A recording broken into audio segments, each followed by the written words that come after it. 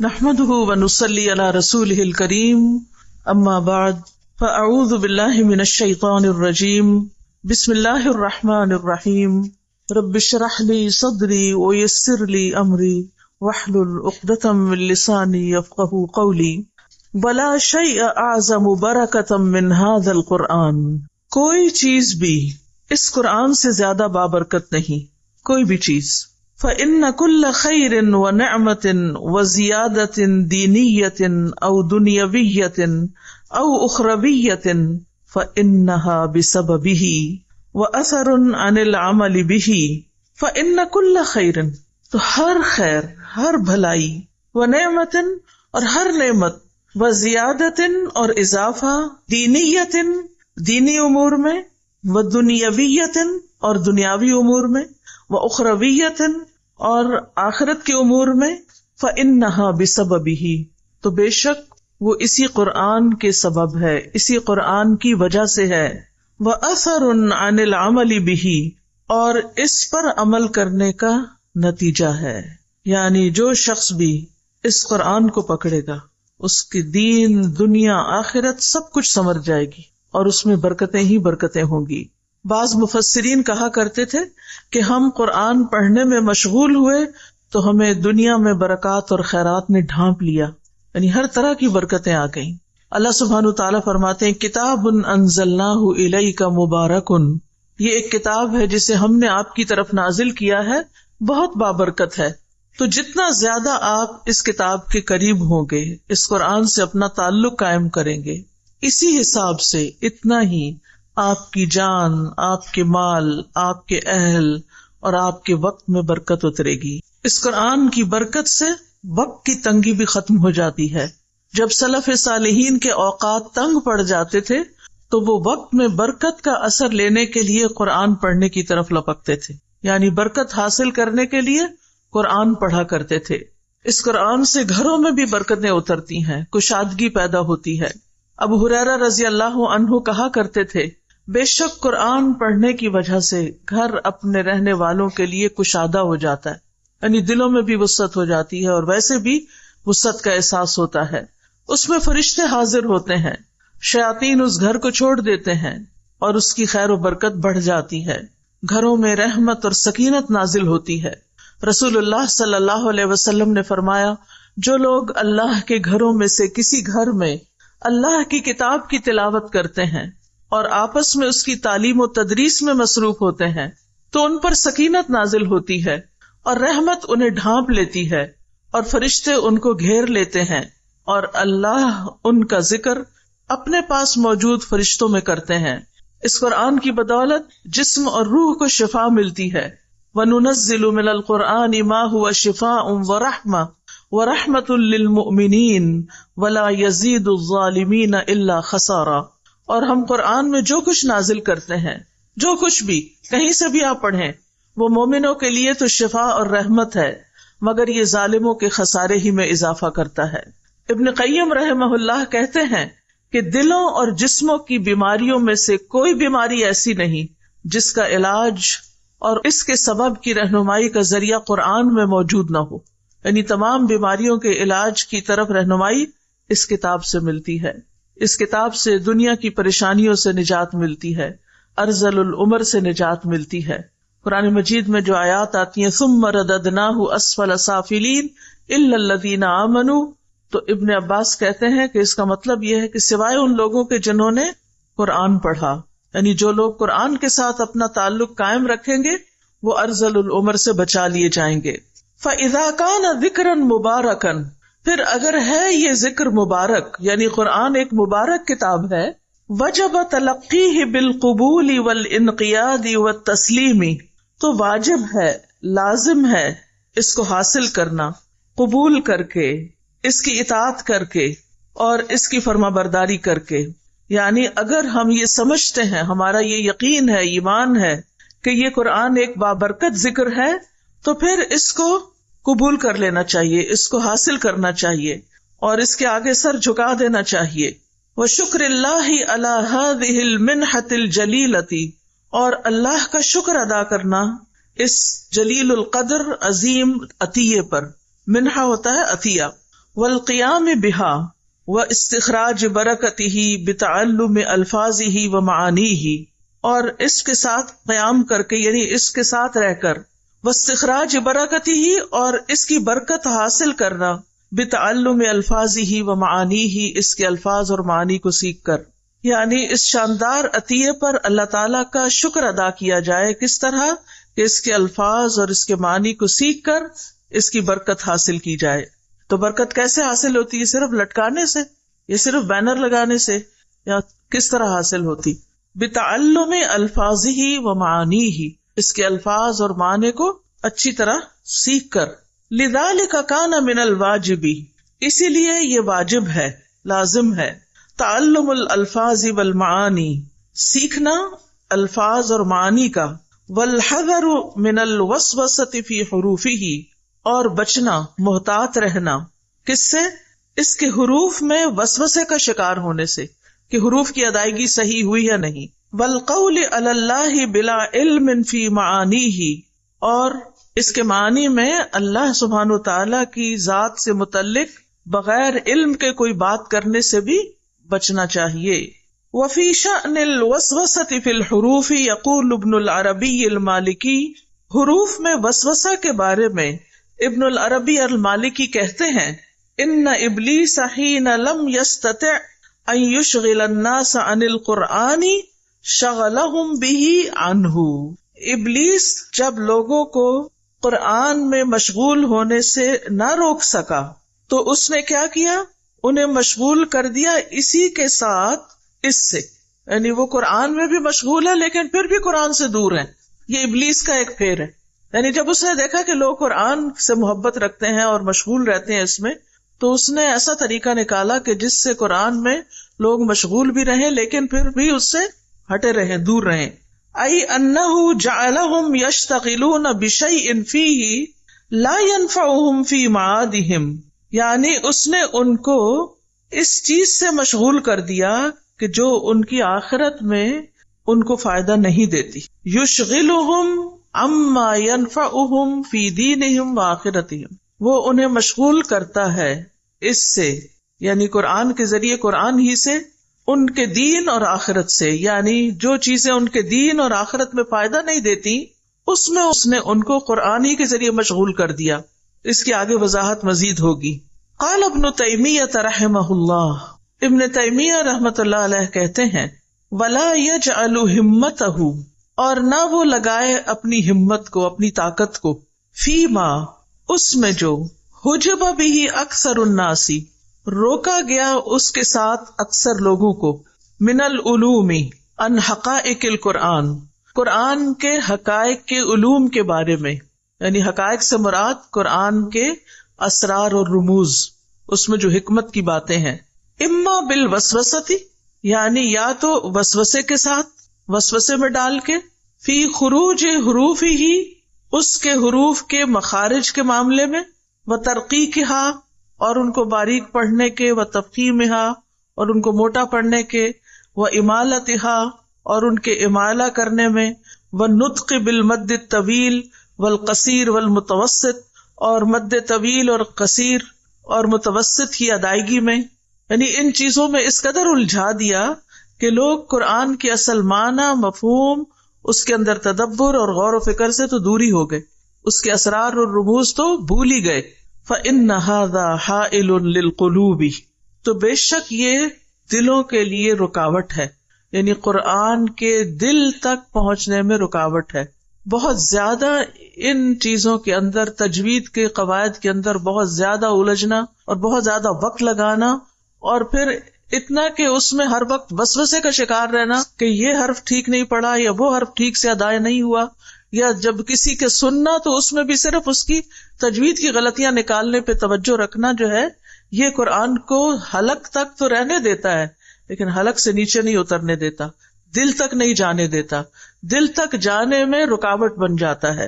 یعنی اس کا یہ مطلب نہیں کہ تجوید سیکھنی نہیں چاہیے، سیکھنی چاہیے، حد الوسع صحیح ادائیگی ہونی چاہیے، لیکن وہ صرف ایک ذریعہ ہے اس کے حقائق اور رموز اور اسرار تک پہنچنے کا، نہ کہ انسان وہیں پر ہی رک جائے۔ قاطع لہا عن فہم مراد الرب من کلامہ، وہ اس کو منقطع کرنے والا ہے، اس کو کاٹ دینے والا ہے، عن فہم سمجھ سے، مراد الرب رب کی مراد سے، من کلامہ اس کلام کے، یعنی وہ کلام جس کو وہ اتنی باریکی کے ساتھ پڑھ رہا ہے، رب اس سے کیا چاہتا ہے اس کی طرف تو توجہ ہی کوئی نہیں، اس کی طرف تو دھیان ہی نہیں، سارا دھیان اس طرف ہے کہ مد کی ادائیگی کیسے ہوئی، یا کس حرف کو کیسے پڑھا، ادغام کیا کہ نہیں کیا، غنہ کیا کہ نہیں کیا، یعنی قرات کی تحسین میں اتنا زیادہ وقت لگا دینا اور اتنی زیادہ اس میں توجہ رکھنا کہ اس سے آگے جانا ہی نہ، اس کے آگے اس کے معنی اور اس کی گہرائی میں اترنا ہی نہ۔ تو یہ چیز بھی شیطان کا ایک طریقہ ہے کہ لوگوں کو قرآن میں ہی مشغول رکھے، لیکن قرآن کے مفہوم، رب کا جو مقصود و مطلوب ہے انسان سے، اس تک پہنچنے ہی نہ دے، اس تک جانے ہی نہ دے۔ یعنی مطلب آپ کو سمجھ آ گیا ہوگا نا کہ تجوید میں اتنا زور دینا، مخارج وغیرہ کا اتنا دھیان رکھنا کہ قرآن پڑھتے ہوئے بھی اللہ کے کلام کو سمجھنے سے محروم رہنا، تو یہ چیز قرآن کو، اللہ کے کلام کو سمجھنے میں رکاوٹ بن جاتی ہے۔ والحذر من القول علی اللہ بلا علم، اور بچنا چاہیے، دوسری چیز ایک اور جس سے بچنا چاہیے وہ کیا ہے؟ اللہ پر بغیر علم کے بات کرنا۔ عن ابن عباس رضی اللہ عنہ، ابن عباس رضی اللہ عنہ کی روایت ہے، قال کہتے ہیں، قال رسول اللہ صلی اللہ علیہ وسلم، رسول اللہ صلی اللہ علیہ وسلم نے فرمایا، من قال فی القرآن بغیر علم فلیتبوأ مقعدہ من النار، جو شخص قرآن میں بغیر علم کے بات کرے اسے چاہیے کہ اپنا ٹھکانہ جہنم میں بنا لے، یعنی قرآن کو صحیح طور پر سمجھے بغیر صرف ظاہری الفاظ کا من مانا مفہوم نکالنا اور اللہ سبحانہ تعالیٰ سے وہ باتیں منسوب کر دینا جو اس نے فرمائی ہی نہیں، جو اس کا مطلب ہی نہیں، مقصد ہی نہیں، وہ باتیں اپنی طرف سے اپنی خواہشات کی بنا پر کہنا۔ فمن قال فی القرآن برأیہ، تو جس نے کچھ کہا قرآن میں اپنی رائے سے، فقد تکلف ما لا علم لہ بہ، تو تحقیق وہ تکلیف کرتا ہے اس چیز کی جس کا اس کو علم ہی نہیں، یعنی اپنی رائے سے بات کرتا ہے تو وہ ایسی چیز کی تکلیف کرتا ہے جس کا اس کو علم نہیں۔ وسلک غیر ما امر بہ، اور وہ ایسے رستے پہ چل پڑتا ہے جس کا اس کو حکم نہیں دیا گیا۔ فلو انہ اصاب المعنی، پھر اگر وہ معنی تک پہنچ ہی جاتا ہے، فی نفس الامر، اس معاملے میں، لکان قد اخطأ، تو بھی اس نے غلطی کی، یعنی اگرچہ وہ درست معنی تک بھی پہنچ جاتا ہے پھر بھی غلط طریقہ ہے یہ، لأنہ لم یأت الامر من بابہ، کیونکہ وہ معاملے کو اس کے اصل دروازے سے نہیں آیا۔ کمن، یہ اس شخص کی طرح ہے، حکم بین الناس، جس نے لوگوں کے درمیان فیصلہ کیا، علی جہل، جہالت کے ساتھ، فہو فی النار، تو وہ آگ میں ہے۔ وان وافق حکمہ الصواب، خواہ اس کا فیصلہ درست ہی تھا، فی نفس الامر، اس معاملے میں، لیکن یکون اخف جرما ممن اخطأ واللہ اعلم، لیکن اس کا جرم خفیف ہوگا، ہلکا ہوگا اس سے جس نے خطا کی، یعنی ٹوٹل غلطی کی، واللہ عالم، اور اللہ زیادہ جانتا ہے۔ ان عبداللہ بن مرہ ان ابی معمر قال، عبداللہ بن مرہ ابو معمر سے روایت کرتے ہیں، کہتے ہیں، قال ابو بکر الصدیق، ابو بکر صدیق رضی اللہ عنہ کہتے ہیں، ای ارض تقلنی، کون سی زمین مجھے اٹھائے گی، حتی اذا اقلت سحابا ثقالا، ہوتا تو اقل کا معنی اٹھانا، یعنی ہوا بادلوں کو جب اٹھا لیتی، پانی اٹھا لیتی، تو کون سی زمین مجھے اٹھائے گی، وَأَيُّ سَمَاءٍ تُظِلُّنِي، اور کون سا آسمان مجھے سایہ دے گا، اِذَا قُلْتُ فِي كِتَابِ اللَّهِ مَا لَمْ أَعْلَمْ، اگر میں کہوں کتاب اللہ میں وہ جو میں جانتا ہی نہیں، یعنی بغیر علم کے کتاب اللہ کو بیان کرنے لگوں تو پھر میرا حشر کیا ہوگا۔ ان ابن ابی ملیکہ، ابن ابی ملیکہ سے روایت ہے، ان ابن عباس سئل عن آیت، کہ ابن عباس سے ایک آیت کے بارے میں سوال کیا گیا، لو سئل عنہا بعضکم، اگر تم میں سے کسی سے ایسا سوال کیا جاتا، لقال فیہا، تو ضرور کچھ کہہ دیتا، کوئی نہ کوئی مطلب بیان کر دیتا، فابا ان یقول فیہا، تو انہوں نے اس کے بارے میں کچھ کہنے سے انکار کر دیا۔ ان ابن ابی ملیکہ قال سأل رجل ابن عباس، ابن ابی ملیکہ کہتے ہیں کہ ابن عباس سے ایک شخص نے سوال کیا، ان یعنی اس آیت کے بارے میں، فی یوم کان مقدارہ 1000 سنۃ مما تعدون، کہ ایک دن میں جس کی مقدار 1000 سال کے برابر ہے جو تم شمار کرتے ہو. فقال له ابن عباس فما، تو ابن عباس نے جواب دینے کی بجائے کہا تو کیا خیال ہے تمہارا، یوم کان مقدارہ 50,000 سنۃ، وہ دن جس کی مقدار 50,000 سال کے برابر ہے، یعنی پھر اس دن کے بارے میں تم کیا کہتے ہو. فقال الرجل، تو آدمی کچھ شرمندہ ہو کے کہنے لگا، انما سألتک لتحدثنی، میں نے تو آپ سے اس لیے پوچھا ہے کہ آپ مجھے کچھ بتائیں.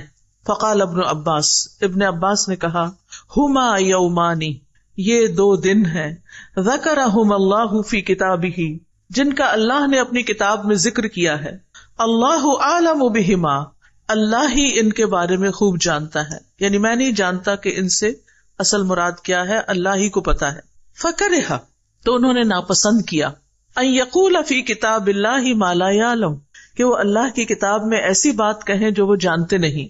وقال اللیث عن یحیی بن سعید عن سعید بن المسیب، اور لیث کہتے ہیں یحییٰ بن سعید سے اور وہ سعید بن مسیب سے، انہ کان لا یتکلم الا فی المعلوم من القرآن، کہ سعید بن مسیب جو تھے قرآن میں صرف اسی چیز کے بارے میں بات کرتے تھے جس کا ان کو علم ہوتا تھا. حالانکہ کتنے بڑے تابعی تھے، کتنا زیادہ علم تھا ان کے پاس، لیکن قرآن میں اپنی طرف سے کوئی مفہوم بیان نہیں کرتے تھے، اپنی طرف سے کوئی بات نہیں کہتے تھے، جس کا علم ہوتا صرف اتنا ہی بتاتے، اس سے آگے نہیں. وقال ابن شوذب، ابن شوذب کہتے ہیں، حدثنی یزید ابن ابی یزید، مجھ سے یزید بن ابی یزید نے بیان کیا، قال کننا نسأل سعید بن المسیب عن الحلال والحرام، کہ ہم سعید بن مسیب سے حلال حرام کے بارے میں پوچھتے تھے، سوال کرتے تھے. وکان اعلم الناس، اور وہ لوگوں میں سب سے زیادہ علم رکھتے تھے. فاذا سألناه عن تفسیر آیت من القرآن، پھر جب ہم آپ سے قرآن کی کسی آیت کی تفسیر پوچھتے، سکت، چپ ہو جاتے، کأن لم یسمع، گویا کہ انہوں نے سنا ہی نہیں، یعنی اگر علم نہیں ہوتا تھا تو سنی انسنی کر دیتے تھے، جواب بھی نہیں دیتے تھے. فهذه الآثار الصحیحۃ، تو یہ صحیح آثار، روایات، وما شاکلہا، اور جو ان سے ملتی جلتی ہیں، عن ائمۃ السلف، ائمہ السلف سے، محمولۃ علی تحرجہم عن الکلام فی التفسیر بما لا علم لہم بہ، یہ اس بات پر محمول ہے، یعنی ان کو اس بات پر محمول کیا جائے گا، سمجھا جائے گا کہ سلف صالح جو تھے وہ تفسیر کے بارے میں کلام کرنے میں گناہ محسوس کرتے تھے جس کا ان کو علم نہیں ہوتا تھا، یعنی وہ حرج محسوس کرتے تھے، گناہ سمجھتے تھے کہ جس مسئلے کا علم نہیں اس کے بارے میں کوئی بات کی جائے. فَأَمَّا مَن تَكَلَّمَ بِمَا يَعْلَمُ مِن ذَلِكَ، تو جو بھی کلام کرتا اس چیز کے ساتھ جس کو وہ جانتا ہوتا تھا اس میں سے، لغتاً و شرعاً، لغت کے اعتبار سے اور شریعت کے اعتبار سے، فلا حرج علیہ، تو اس پر کوئی حرج نہ تھا، یعنی اس شخص پر کوئی الزام نہیں، کوئی حرج نہیں، کوئی گناہ نہیں.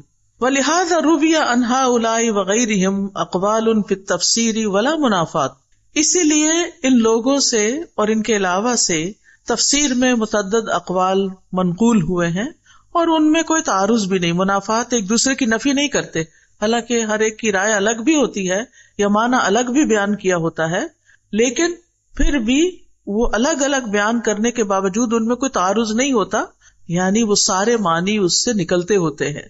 یعنی اتنی احتیاط کا مطلب یہ نہیں کہ انہوں نے قرآن کا علم حاصل ہی نہیں کیا یا اس کے اندر کوئی معنی بیان ہی نہیں کیا، ہاں جو جانتے ہوتے تھے وہ ضرور بیان کرتے تھے اور اس میں محنت کرتے تھے. لِأَنَّهُمْ تَكَلَّمُوا فِي مَا عَلِمُوهُ، کیونکہ انہوں نے کلام کیا اس کے بارے میں جس کو انہوں نے جانا، جو وہ جانتے تھے. وَسَكَتُوا أَمَّا جَهِلُوهُ، اور وہ خاموش رہے جس کے بارے میں وہ جانتے نہیں تھے، لا علم تھے. وَهَذَا هُوَ الْوَاجِبُ، اور یہی واجب ہے، عَلَى كُلِّ أَحَدٍ، ہر ایک پر، سب کو ایسا ہی کرنا چاہیے. کیا؟ جو معلوم ہے وہ بیان کر دیا جائے اور جو معلوم نہیں اس پر خاموشی اختیار کی جائے. فَإِنَّهُ كَمَا يَجِبُ السُّكُوتُ أَمَّا لَا عِلْمَ لَهُ بِهِ فَكَذَلِكَ يَجِبُ الْقَوْلُ فِي مَا سُئِلَ عَنْهُ مِمَّا يَعْلَمُهُ. تو جس طرح واجب ہے سکوت اختیار کرنا، خاموشی اختیار کرنا اس چیز کے بارے میں جس کا انسان کو علم نہ ہو، اسی طرح فَكَذَلِكَ يَجِبُ اتنا ہی واجب ہے انسان پر القول بات کرنا فیما سئل عنہ جس کے بارے میں اس سے سوال کیا جائے، مما یعلمہ اس میں سے جس کو وہ جانتا ہے، یعنی جس کے پاس علم ہے اور وہ جانتا ہے، معنی جانتا ہے، مفہوم جانتا ہے، تو اس پر اتنا ہی ضروری ہے کہ پھر اس علم کو آگے بیان کر دے، علم کو چھپائے نہیں۔ لقولہ تعالی اللہ تعالیٰ کے اس فرمان کے مطابق لَتُبَيِّنُنَّهُ لِلنَّاسِ وَلَا تَكْتُمُونَهُ کہ تم اس کو ضرور لوگوں کے لیے بیان کرو گے اور اس کو چھپاؤ گے نہیں۔ وَلِمَا جَاءَ فِي الْحَدِيثِ الْمَرْوِيِّ مِن طُرُقٍ اور جیسا کہ ایک حدیث میں جو کئی طریقوں سے کئی سندوں کے ساتھ روایت ہوئی ہے اس میں بیان کیا گیا ہے، مَن سُئِلَ عَنْ عِلْمٍ فَكَتَمَهُ أُلْجِمَ يَوْمَ الْقِيَامَةِ بِلِجَامٍ مِّن نَّارٍ جس سے کوئی سوال کیا گیا کسی علم کے بارے میں، یعنی جس کو وہ جانتا تھا، پھر اس نے اس کو چھپا دیا، بتایا نہیں، تو اسے قیامت کے دن آگ کی لگام ڈالی جائے گی۔ تو علم کو بیان کرنا بھی ضروری ہے، لیکن علم کو علم کے ساتھ، جہالت کے ساتھ نہیں، لا علمی کے ساتھ نہیں۔ تو کیا بات سمجھ میں آئی؟ 2-3 باتیں ہیں اہم۔ سب سے بڑی بات تو یہ کہ قرآن جیسی کوئی چیز نہیں جس میں برکت ہو یا جس سے برکت حاصل کی جائے، یعنی آپ اگر اپنی زندگی میں برکت چاہتے ہیں تو اس سے بڑا کوئی ذریعہ نہیں کہ آپ قرآن کے ساتھ جڑ جائیں، قرآن سے اپنا تعلق قائم رکھیں۔ زندگی میں، مال میں، جان میں، اولاد میں، صحت میں، کسی بھی چیز میں برکت چاہیے قرآن ہی سے حاصل کریں۔ وقت میں برکت حتیٰ کہ چاہیے تو قرآن کے ساتھ تعلق میں اضافہ کر لیں۔ بہت سے لوگ اس کے گواہ ہوں گے کہ کئی گھنٹے دن میں قرآن کا سبق لینے، یاد کرنے، سنانے، امتحان دینے کے باوجود گھروں کے سارے کام چلتے رہے، اور وہی ہم تھے کہ سارا دن بھی گھر میں لگا کے کام ختم نہیں ہوتا تھا۔ تو یہ کیا ہے؟ یہ برکت ہے۔ برکت کیسے حاصل کی جاتی ہے؟ صرف گھر میں قرآن کا نسخہ رکھ کے نہیں، صرف گلے میں لٹکا کے نہیں، صرف دیوار پہ لٹکا کے نہیں۔ قرآن سے برکت حاصل کی جاتی ہے کس سے؟ بتعلم الفاظہ و معانیہ، اس کو صحیح پڑھ کے اور اس کے معنی جان کے، یعنی اس کی تلاوت سے اور اس کے فہم سے، ٹھیک ہے؟ لیکن تلاوت اور فہم میں 2 چیزوں سے محتاط رہنا چاہیے۔ نمبر 1، تلاوت کرتے ہوئے حروف کی ادائیگی میں اتنا نہ کھو جائیں کہ فہم بالکل محو ہو جائے، صرف الفاظ پڑھنے پر ہی سارا زور ہو۔ اور معنی کے متعلق کس چیز سے بچنا ضروری ہے؟ کہ بغیر علم کے کچھ بیان نہیں کرنا، اچھی طرح جاننا ہے، سمجھنا ہے، اور جو کچھ علماء نے کہا ہے اس کو آگے بے شک روایت کر دیں، اس معنی کو آگے بھی بیان کر دیں جو تفاسیر میں لکھا ہوا ہے، جو صحیح منقول ہے، اور جو صحیح معنی قرآن کے ملتے ہیں ان کو آگے بیان کر دیا جائے تو اس میں کوئی حرج نہیں۔ اور پھر جہاں بغیر علم کے بات کرنا منع ہے وہاں علم کو چھپانا بھی منع ہے۔ تو یہ ہے خلاصہ ساری بات کا، سمجھ آ گئی؟ ایک اور چیز جس سے بچنا ضروری ہے، وَمِمَّا يَحْذَرُ أَيْضًا اور جس چیز سے بچنا ضروری ہے وہ ہے العجلۃ جلد بازی، جلدی کرنا، اور مزید جس چیز سے بچنا چاہیے وہ جلد بازی کرنا ہے۔ اذا وفق المؤمن جب توفیق دے دی جائے مومن کو، للاجتہاد کوشش کرنے کی، فی تدبر القرآن قرآن کے تدبر میں، یعنی قرآن کے تدبر میں محنت کی، کوشش کی، اگر اسے توفیق مل گئی تو پھر جلدی نہ مچائے کہ جلدی سب کچھ حاصل ہو جائے۔ فعلیہ بعدم العجلہ تو اس پر لازم ہے کہ جلد بازی نہ کرے، یعنی اگر اسے قرآن میں غور و فکر کی توفیق مل رہی ہے، وہ اس کو سمجھنے میں لگا ہوا ہے، تو جلد بازی سے بچے۔ ورقے نہ گنتا رہے کہ کب ختم ہوگا، کورس کب ختم ہوگا، 1 ہفتہ تو یہاں لگ گیا، اس کا مطلب 1 ہفتہ اور ڈیلے ہو جائے گا کورس۔ یہ پریشانی اکثر لوگوں کو ہوئی ہوگی کہ اب ہمارا کورس وقت مقرر پہ ختم ہونے والا نہیں کیونکہ اتنے سارے لیسن تو چلے گئے، لیکن یہ نہیں سوچتے کہ یہ بھی اس کو پڑھنے ہی میں مددگار ہے جو کچھ ہم یہاں پڑھ رہے ہیں۔ فعلیہ بعدم العجلہ تو قرآن پڑھنے میں جلد بازی سے بچنا چاہیے۔ عامر بن شرحبیل شعبی سے روایت کرتے ہیں، وہ کہتے ہیں کہ عبداللہ بن مسعود نے کہا، قرآن کو ایسے تیز تیز نہ پڑھو جیسے اشعار پڑھے جاتے ہیں، اور اسے ایسے نہ بکھیرو جیسے کہ گھٹیا کھجوریں بکھیری جاتی ہیں، بلکہ اس کے عجائبات کے پاس رک جاؤ اور اس کے ساتھ دلوں کو تحریک دو، یعنی جوش دلاؤ، جذبہ پیدا کرو۔ ابن مسعود کہتے ہیں کہ ہم میں سے جب کوئی آدمی 10 آیات سیکھ لیتا تو اس سے آگے نہ بڑھتا یہاں تک کہ ان کے معنی کو معلوم کر لیتا اور اس پر عمل کرنا بھی سیکھ لیتا. ابن عمر کہتے ہیں کہ اس امت کے شروع میں نبی صلی اللہ علیہ وسلم کے اصحاب میں سے جو اہل علم و فضل تھے وہ قرآن میں سے ایک سورت یا اس طرح کی کوئی مقدار حفظ کرتے تھے. ان کو قرآن پر عمل کرنا عطا کیا گیا تھا، یعنی بہت زیادہ نہیں پڑھتے تھے، جو پڑھتے تھے اس پر عمل بھی کرتے تھے. جو اس امت کے آخر میں لوگ ہوں گے انہیں قرآن دیا جائے گا یہاں تک کہ بچوں اور نابیناؤں کو بھی حفظ ہوگا، لیکن ان کو اس پر عمل کرنے کی توفیق نہ دی جائے گی. اس سے ڈرنے کی ضرورت ہے کہ ایسا نہ ہو کہ ہم حفظ بھی کر لیں اور ہم سمجھ بھی جائیں لیکن عمل سے پھر ویسے کورے کے کورے سب کچھ پڑھ کے وہیں کھڑے ہیں جہاں سے شروع ہوئے تھے. صحابہ کرام جو تھے علم اور عمل بیک وقت سیکھتے تھے. جب وہ 10 آیات سیکھ لیتے تو اگلی 10 آیات سیکھنے کے لیے آگے نہ بڑھتے یہاں تک کہ ان آیات میں جو عمل ہوتا وہ بھی سیکھ لیتے. انہوں نے کہا کہ ہم نے علم اور عمل دونوں کو بیک وقت سیکھا ہے، ساتھ ساتھ سیکھا ہے. حسن بصری کہتے ہیں اللہ کی قسم تدبر یہ نہیں کہ اس کے حروف کی حفاظت تو کی جائے اور اس کی حدود یعنی معنی کو ضائع کر دیا جائے، یعنی پڑھتے ہوئے معنی کا لحاظ ہی نہ رکھا جائے یا پڑھ کے پھر اس پر عمل ہی نہ کیا جائے. یہاں تک کہ ان میں سے ایک کہتا ہے میں نے سارا قرآن پڑھ لیا، حالانکہ قرآن کا کوئی اثر نہ اس کے اخلاق میں دکھائی دیتا ہے نہ عمل میں دکھائی دیتا ہے. لگتا ہی نہیں کہ اس کے پاس سے بھی قرآن گزرا، کچھ بھی تبدیلی نہ آئی. یحییٰ بن سعید کہتے ہیں کہ عبداللہ بن مسعود نے ایک انسان سے کہا تم یقیناً ایسے زمانے میں ہو کہ اس میں علماء زیادہ اور قاری کم ہے. اس زمانے میں قرآن کی حدود کی حفاظت کی جاتی ہے اور اس کے حروف کو ضائع کر دیا جاتا ہے، یعنی حروف کو زیادہ تکلف سے ادا نہیں کیا جاتا بلکہ تدبر پہ زیادہ زور دیا جاتا ہے. مانگنے والے کم ہیں، دینے والے زیادہ ہیں. اس زمانے کے لوگ نماز لمبی کرتے ہیں، خطبہ چھوٹا کرتے ہیں. وہ اپنی خواہشات سے پہلے عمل کو ظاہر کرتے ہیں. اور عنقریب لوگوں پر ایک ایسا زمانہ آئے گا اس میں علماء کم اور قاری حضرات زیادہ ہوں گے. اس زمانے میں قرآن کے حروف کی حفاظت کی جائے گی لیکن اس کی حدود کو ضائع کر دیا جائے گا. مانگنے والے زیادہ ہوں گے، دینے والے کم ہوں گے. اس میں لوگ خطبہ لمبا کریں گے، نماز چھوٹی کر دیں گے. اور اس زمانے میں لوگ اپنے عمل سے پہلے اپنی خواہشات کو ظاہر کریں گے. تو کس چیز سے بچنا چاہیے؟ جلد بازی سے بچنا چاہیے. وَمِمَّا يَدُلُّ عَلَى ذَلِكَ، اور اس پر جو چیز دلالت کرتی ہے، ما يُرْوَى عن ابن عباس، جو ابن عباس سے روایت کی جاتی ہے. قال، وہ کہتے ہیں قدم علی عمر رجل، عمر رضی اللہ عنہ کے پاس ایک شخص آیا. فجعل عمر يسألہ عن الناس، تو عمر رضی اللہ عنہ اس سے لوگوں کے بارے میں پوچھنے لگے، لوگوں کے حالات کے بارے میں معلوم کرنے لگے.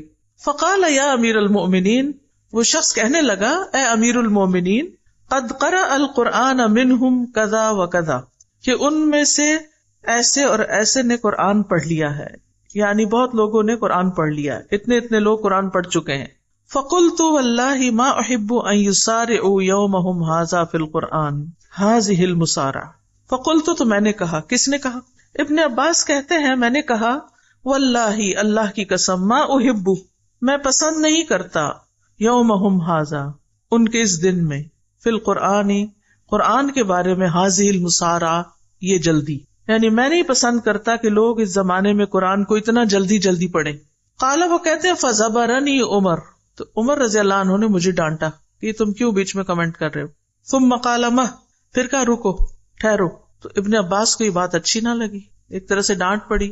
فانطلقت الی منزلی، تو وہ کہتے ہیں میں اپنے گھر چلا گیا. مکتئبا حزینا، ڈپریسڈ، غمگین. مکتئب ہوتا ہے ڈیجیکٹڈ، ڈپریسڈ. فقلت، تو میں نے کہا قد كنت نزلت من هذا بمنزلۃ، کہ میں نے ان کے ہاں ایک مقام حاصل کیا تھا، یعنی میں عمر رضی اللہ عنہ کی نگاہ میں ایک مقام رکھتا تھا. ولا ارانی الا قد سقطت من نفسه، اور مجھے لگتا ہے کہ میں ان کی نگاہوں میں گر گیا ہوں. یعنی انہوں نے جو مجھے ڈانٹا اس کا مطلب یہ ہے کہ اب میرا ان کے سامنے کوئی مقام نہیں رہا. فاستجعت علی فراشی، تو میں آ کے بستر سے لگ گیا، آ کے لیٹ گیا. حتی عادنی نسوۃ اہلی، یہاں تک کہ میرے گھر کی خواتین نے میری عیادت کی، یعنی حال چال پوچھا کہ خیریت تو ہے.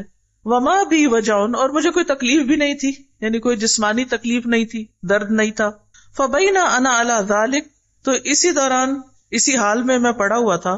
قیل لی اجب امیر المومنین، مجھے کہا گیا امیر المومنین کی بات سنو، حضرت عمر کی بات سنو. فخرجت، تو میں نکلا. اب یہاں پر آپ دیکھیے انہوں نے یہ نہیں کہا کہ میں نہیں سنتا، بہت ہوگی میرے ساتھ، نہیں، امیر کی اطاعت لازم ہے. فاذا هو قائم علی الباب ينتظرنی، تو وہ دروازے پہ کھڑے میرا انتظار کر رہے تھے. فاخذ بیدی، تو انہوں نے میرا ہاتھ پکڑ لیا. ثم خلا بی، پھر مجھے ایک طرف لے گئے، یعنی خالی کیا، یعنی گھر والوں سے الگ کر کے بات کی. فقال، کہنے لگے، ما الذی کرہتا، تمہیں کیا چیز ناپسند آئی تھی؟ مما قال الرجل آنفا، اس شخص نے جو بات کی تھی اس میں ایسی کون سی ناپسندیدگی کی بات تھی؟ قلت یا امیر المومنین، میں نے کہا اے امیر المومنین، ان کنت اسأت، اگر تو میں نے برا کیا ہے، فانی استغفر اللہ، تو میں اللہ سے بخشش مانگتا ہوں. واتوب الیہ، اور اس کی طرف توبہ کرتا ہوں، رجوع کرتا ہوں، پلٹتا ہوں. وانزل حیث احببت، اور میں وہی کروں گا جو آپ کو پسند ہے. قال لتخبرنی، کہنے لگے تمہیں ضرور مجھے بتانا ہوگا جو تم سوچ رہے ہو. یعنی ادب دیکھیے، اخلاق دیکھیے، باہمی معاملات دیکھیے، ڈانٹ کے باوجود، اختلاف کے باوجود کیسا اخلاق ہے، کس طرح بات کر رہے ہیں. ہمارے ہاں تو کمیونیکیشن ہی چھوڑ دی جاتی، میں تو آج کے بعد اس کی شکل نہیں دیکھوں گا، میں تو اس کی مجلس میں نہیں جاؤں گا. چھوٹی چھوٹی باتوں پہ ہم ناراض ہو کے بیٹھ جاتے ہیں. اور یہاں پر آپ دیکھیے اس شخص کے سامنے ان کو ڈانٹ پڑی تھی اور وہ گھر بھی آ گئے اور وہ بہت رنجیدہ بھی تھے، لیکن جو ہی حضرت عمر آئے فوراً اٹھے، بات کی، اور بات شروع کرنے سے پہلے کہا کہ اگر میری غلطی تھی تو میں توبہ کرتا ہوں، اللہ سے معافی مانگتا ہوں. قلت، پھر بتاتے ہیں کہ میں کیا سمجھتا ہوں. متى ما يسارع هذه المسارعة يحتق، جب وہ جلدی کریں گے، ایسی جلدی، تو وہ حق پر ہونے کا دعویٰ کریں گے، یعنی کہ میں نے زیادہ قرآن پڑھ لیا ہے، میں زیادہ جانتا ہوں، میرا نقطہ نظر زیادہ صحیح ہے. ومتى ما يحتق يختصم، اور جب وہ حق میں ہونے کا دعویٰ کریں گے تو جھگڑا کریں گے، پھر ایک دوسرے سے بحث مباحثہ کریں گے. ومتى ما اختصموا يختلفوا، اور جب وہ جھگڑیں گے تو پھر اختلاف کریں گے. ومتى ما يختلفوا يقتتلوا، اور جب وہ اختلاف کریں گے تو باہم قتل و غارت شروع کر دیں گے. قال للہ ابوک، تو یہ ایک محاورہ ہے. عمر رضی اللہ عنہ کہنے لگے اللہ تمہارے والد کا بھلا کرے. لقد كنت اكتمها الناس حتى جئت بها، کہ یہ بات تو میں لوگوں سے چھپا رہا تھا یہاں تک کہ تم اسے لے آئے. یعنی جن کو اللہ نے علم، حکمت اور بصیرت دے رکھی ہوتی تو ان کی بھی سوچ بھی ایک جیسی ہو جاتی کہ میں بھی یہی سوچتا تھا جو اللہ نے تم سے کہلوا دیا، یعنی بات تم نے ٹھیک کی. وَلَقَدْ وَقَعَ فِي الْأُمَّةِ أَثَرُ الْعَجَلَةِ، اور امت میں عجلہ یا جلد بازی کا اثر نظر آ گیا، واقع ہو گیا. فخرجت الخوارج، خوارج کا ظہور ہو گیا. الذین یقرؤون القرآن، جو قرآن پڑھتے ہیں، ولکنہ لا یجاوز تراقیہم، لیکن قرآن ان کی ہنسلی کی ہڈی سے نیچے نہیں اترتا، حلق سے نیچے نہیں اترتا، بس صرف پڑھے چلے جاتے. یعنی لوگ جب جلدی جلدی قرآن مکمل کرتے ہیں تو اسے صحیح طرح نہیں سمجھتے، اس طرح وہ آیات کی غلط تعویل کرتے ہیں یا غلط مطالب کی طرف لے جاتے ہیں. مثلاً یہ کہنا کہ قرآن میں کہاں لکھا ہے شراب حرام ہے، حرام کا لفظ تو نہیں آیا. یہ آپ نے کئی لوگوں کو کہتے سنا ہوگا. بہت سے لوگ قرآن کا خالی ترجمہ پڑھ لیتے ہیں، یعنی اردو یا انگریزی میں ریڈنگ کر لیتے ہیں، شراب کی آیتوں کے ترجمے پڑھ لیتے ہیں، پھر کہتے ہیں کہ اس میں حرام کا لفظ کوئی نہیں لکھا ہوا. تو اس طرح وہ قرآن مجید کے احکام کا پوری طرح احاطہ نہیں کرتے، اس کو غور سے سمجھتے نہیں. تو خوارج کا بھی یہی معاملہ تھا کہ وہ جلد بازی کر رہے تھے اور آیات کو ان کے اصل مقام اور محل سے ہٹا کے دوسری جگہ پر لگا رہے تھے. جیسے انہوں نے اس آیت کے ساتھ کیا، ان الحکم الا للہ، کہ حکم، فیصلہ کی قوت صرف اللہ کے پاس ہے، تو وہ کسی اور کو حکم ماننے کو تیار نہیں تھے. تو یہ ان کا من مانا مطلب تھا اس آیت کا. رسول اللہ کے آزاد کردہ غلام عبید اللہ بن ابی رافع سے روایت ہے کہ حروریہ کے خروج کے وقت وہ علی بن ابی طالب رضی اللہ عنہ کے ساتھ تھے. خوارج نے کہا لا حکم الا للہ، اللہ کے سوا کسی کا حکم نہیں. علی رضی اللہ عنہ نے فرمایا کلمۃ حق ارید بہا باطل، یہ ایک حق کلمہ ہے، صحیح بات ہے کہ اصل فیصلے کا اختیار اللہ ہی کے پاس ہے، لیکن اس سے جو مطلب نکالا گیا وہ باطل ہے، وہ غلط ہے، اس سے باطل کا ارادہ کیا گیا ہے. بے شک رسول اللہ صلی اللہ علیہ وسلم نے کچھ لوگوں کی صفت بیان کی تھی، میں ان لوگوں کی نشانیاں پہچان رہا ہوں. یہ زبان سے تو حق کہتے ہیں مگر وہ زبان سے تجاوز نہیں کرتا. اور حلق کی طرف اشارہ فرمایا، یعنی کہ یہ قرآن صرف اوپر تک پڑھتے ہیں، سمجھ کے نہیں پڑھتے، ان کے دل تک نہیں جاتا، اور اس وجہ سے یہ آیات کے مفہوم بدل کر کچھ سے کچھ کر دیتے ہیں اور پھر اپنے آپ کو حق پر بھی سمجھتے ہیں. اللہ کی مخلوق میں سب سے زیادہ مبغوض اللہ کے ہاں یہی ہے. تو اس لیے یہ انتہائی خطرے کی بات ہے کہ کوئی شخص صرف قرآن کا ترجمہ پڑھ کے یا صرف عربی زبان کے ذریعے اس کی تفسیر کرنا شروع کر دے اور اس سے من مانے مطلب نکالے. قرآن کی تفسیر خود قرآن بھی کرتا ہے. قرآن کی تفسیر نبی صلی اللہ علیہ وسلم نے کی لِتُبَيِّنَ لِلنَّاسِ مَا نُزِّلَ إِلَيْهِمْ، تاکہ آپ بیان کریں لوگوں کے لیے جو ان کی طرف اتارا گیا. تو جب تک صحیح احادیث کی طرف رجوع نہ کیا جائے ان آیات سے متعلق تو بات پوری طرح سمجھ نہیں آتی، اپنے اصل کانٹیکسٹ میں نہیں آتی. کیونکہ قرآن پر عمل کرنا کس نے سکھایا؟ نبی صلی اللہ علیہ وسلم نے سکھایا. اور پھر اس کے بعد یہ ہے کہ صحابہ نے اس پر عمل کیا تو اقوال صحابہ اور پھر تابعین اور تبع تابعین جو امت کے علماء ہیں انہوں نے کس طرح ان آیات کو سمجھا. اس لیے انتہائی ضروری ہے یہ دیکھنا کہ آپ کس سے قرآن سیکھ رہے ہیں. بہت سے لوگ قرآن پڑھنے پڑھانے کا دعویٰ کرتے ہیں لیکن اصل منہج سے ہٹ جاتے ہیں. وہ قرآن کی منمانی تفسیریں کرنے لگتے ہیں، منمانی تعویلیں کرنے لگتے ہیں، اور بہت سے متفق علیہ مسائل ایسے ہیں کہ جن کا وہ سراسر انکار کر دیتے ہیں. ابھی ریسنٹلی مجھ سے کسی نے کہا کہ میں نے فلاں اسپیکر کو سنا ہے، وہ کہتا ہے کہ میں نہیں مانتا کہ نبی صلی اللہ علیہ وسلم پر جادو ہوا تھا، میں نے اس کی تحقیق کر لی.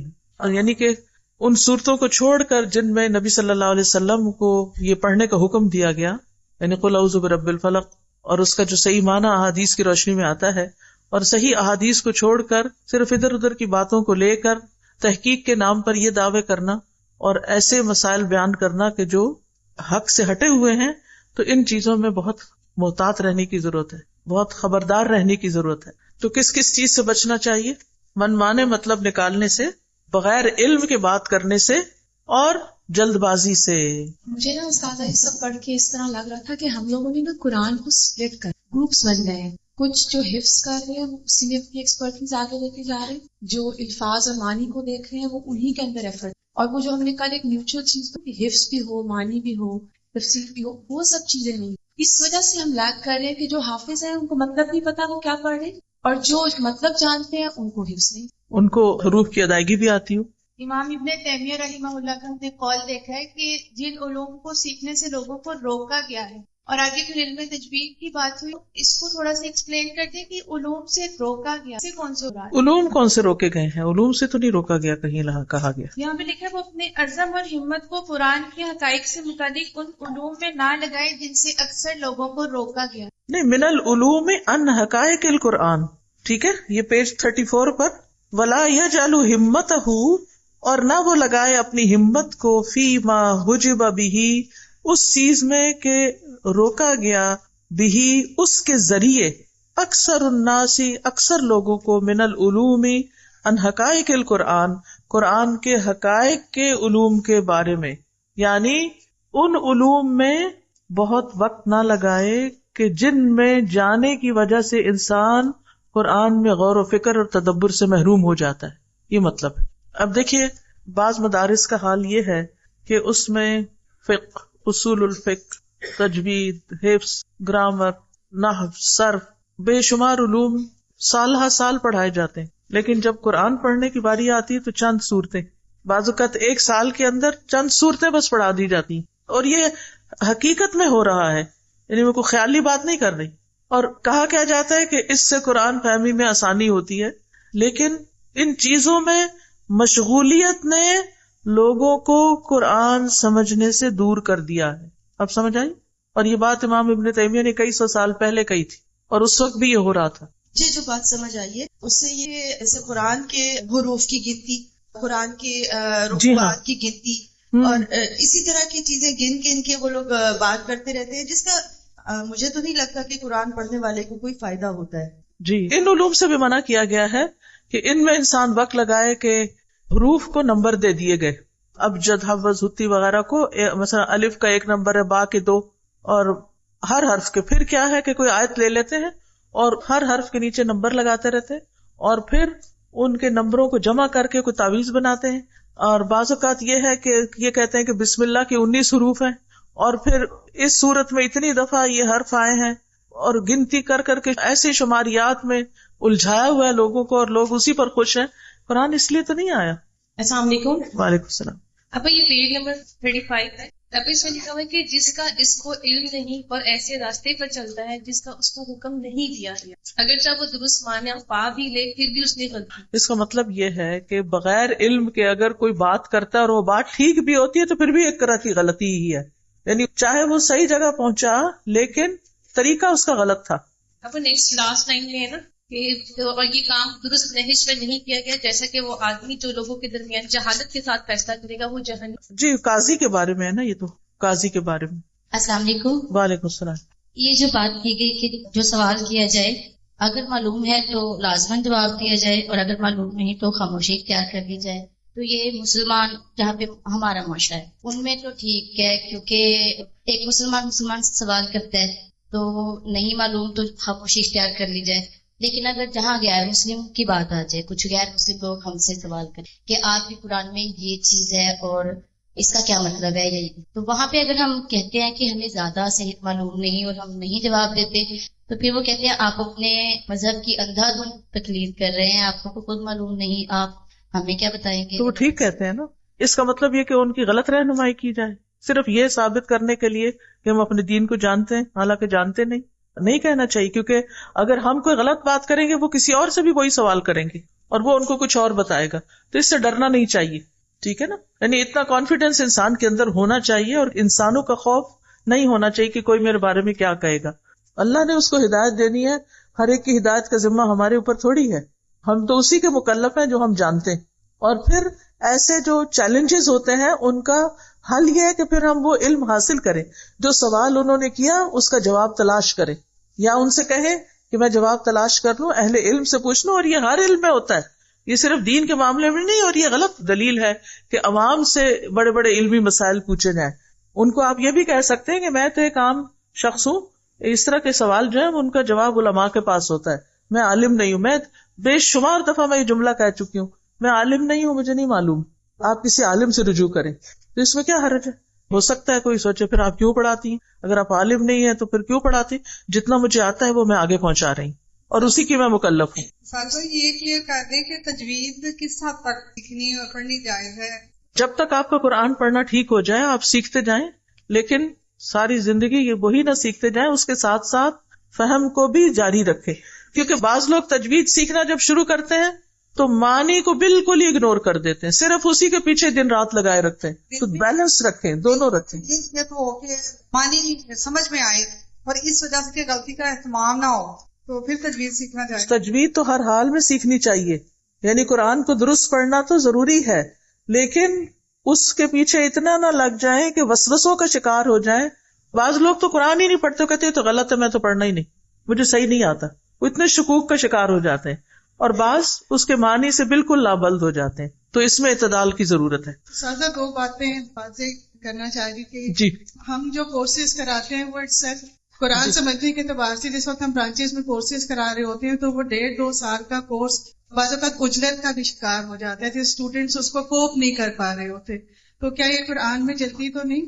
تو وہ کوئی اور کورس جوائن کر لیں جو نہیں کوپ کر پاتے، تاکہ وہ اور سلو پڑھیں، یعنی سب کی جو سمجھ ہے وہ ایک جیسی نہیں ہوتی۔ ٹھیک ہے، اور جس وقت ہم اپنی ڈسکشنز کرا رہے ہوتے ہیں اور اصول نکلوا رہے ہوتے ہیں اسٹوڈینٹس کے ساتھ، تو یہ چیز پھر رائے سے بات کرنے میں تو نہیں آتی، اگر وہ اسی کے اندر سے بات نکالی گی، جیسے ابھی میں نے اب بات کرنے کے بعد خلاصہ کیا ہے نا، تو یہ خلاصہ کیا تھا؟ انہی الفاظ سے تھا جو اس کے اندر موجود ہیں، تو ٹیکسٹ کے قریب رہیں۔ ملخص المسألۃ الثانیۃ، دوسرے مسئلے کا خلاصہ، لما کان من الواجب الایمان بالقرآن یسر اللہ علی خلقہ تناولہ لفظا و معنی، جب قرآن پر ایمان لانا واجب ہے تو اللہ نے اپنی مخلوق پر، اپنے بندوں پر اس کو حاصل کرنا آسان کر دیا ہے لفظ اور معنی کے اعتبار سے، یعنی اس کا پڑھنا بھی اور اس کو سمجھنا بھی آسان کر دیا ہے۔ والنبی صلی اللہ علیہ وسلم یسر علیہ تلقی القرآن لفظا و معنی، اور نبی صلی اللہ علیہ وسلم پر آسان کر دیا گیا تھا قرآن کو لفظ اور معنی کے اعتبار سے حاصل کرنا، یعنی قرآن کا لینا، ان علینا جمعہ وقرآن فاذا قرأناہ فاتبع قرآن ثم ان علینا بیانہ، ان آیات کی طرف ریفر کر رہے ہیں یہاں پر، ٹھیک ہے۔ الواجب علینا، ہم پر کیا لازم ہے؟ العنایۃ بالقرآن لفظا و معنی، قرآن کے ساتھ اہتمام کرنا لفظی اعتبار سے بھی اور معنوی اعتبار سے، قرآن کے الفاظ اور معنی کے ساتھ یعنی ان کو صحیح پڑھنے سمجھنے کا اہتمام کرنا۔ نمبر 2، والحذر من الوسوسة فی حروفہ، بچنا اس کے حروف میں وسوسوں کے شکار ہونے سے، والقول علی اللہ بلا علم فی معانیہ، اور اس کے معنی میں بغیر علم کے اللہ پر کوئی بات کرنے سے بھی بچنا چاہیے، والعجلۃ فی تلاوتہ وتدبرہ، اور اس کی تلاوت اور تدبر میں جلد بازی سے بچنا چاہیے۔ ٹھیک ہے۔